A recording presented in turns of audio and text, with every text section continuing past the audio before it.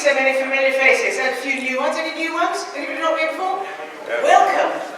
Now, well, Marley without voicing doesn't seem right, does it? No. And a lot of you met John, of course, and miss him. I miss him every day. But the good news is that his lovely wife Carol is going to be here with us all today. And I sort of feel John's with us too. She said to me, would you like a wake-up call? I said, yeah, all right. She said, you're old, you're fat, and you've done nothing with your life. Anyway, have a lovely time. I'll see you through there. Welcome all to this wonderful convention of ours. And it's lovely to see you all, and I hope to get round to seeing and saying hello to some of you before too long. Got to tell you this, I've got my little girlfriend down there who wants to marry me. Well, she did last time she was here.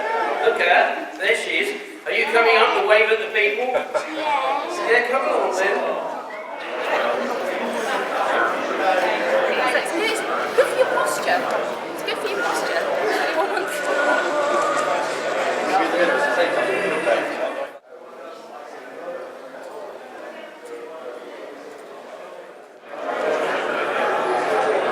Brace yourself, Rodney.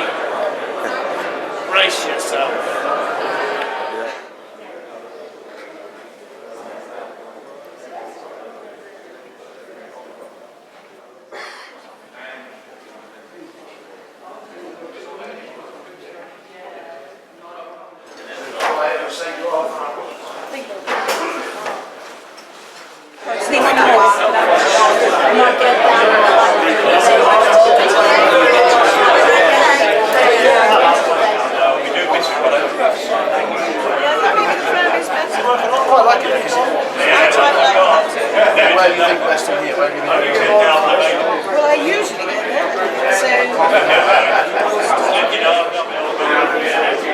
If there was a spare time, I would.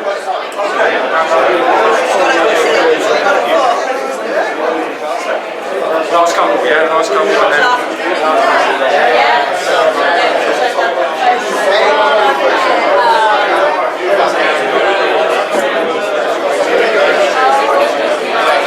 Should have done, yeah.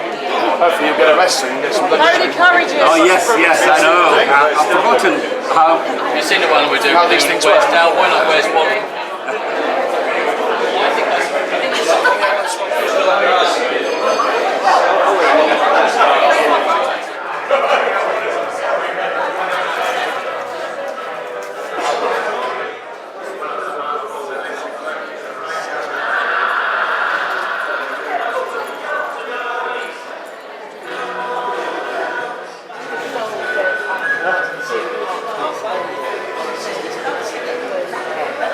So if it doesn't get too much,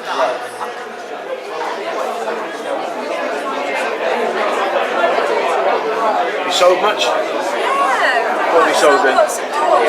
Yeah, anything else? A couple of bits of bobs, here, a lamp. You've sold a lamp? And what else? Phone. Sold one of those phones? Yeah. And? I can't remember now. So we're playing the game, you've got to remember. No, I'm over 40 now, my memory's not what it used to be.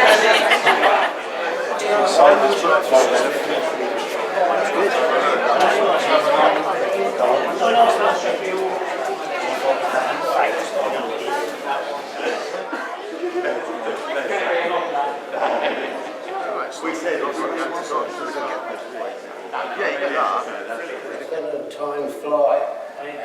Yeah. It seems more like 400. I think in terms of horses and horses, I mean, for David, who obviously had already a pretty illustrious career, for me it was quite it was an opening thing because it was the first series of Fools and Horses that was being recorded and made. and I had just arrived at the BBC, which was in 1981 or something like that. And I'd spent most of my life in the theatre. And Yeah, but what did you come as? What, I mean, Yeah. I don't know what you came as. I thought you were the decorator. You know, it don't have to be grand. You've got to do your best, but you've got to enjoy and encompass everybody because they're all important, and you must enjoy what you do. And one of the things that happened, which is a very nice story about Tony, when he was the assistant stage manager, and one of his jobs was that when we go to the rehearsal room, Tony has to, which was a church hall, and everything was packed away from like the chairs and the furniture for rehearsals for our show. And his job was to get there early and set out all the furniture in the make-believe area of the Trotter's flat, for example, for us to rehearse in. But one of the things that Tony had to do was to go into the toilet to check out the toilets to make sure that there was nobody locked in there or whatever the job was.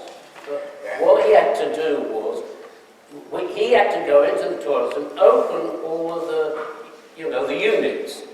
Like that was part of his job. I don't know why he had to do it, but Nick Lyndhurst and I found out about this, that this was what he did every morning. He had to do it. We don't know why. So what we did was, we got these bangers that were on a string, right?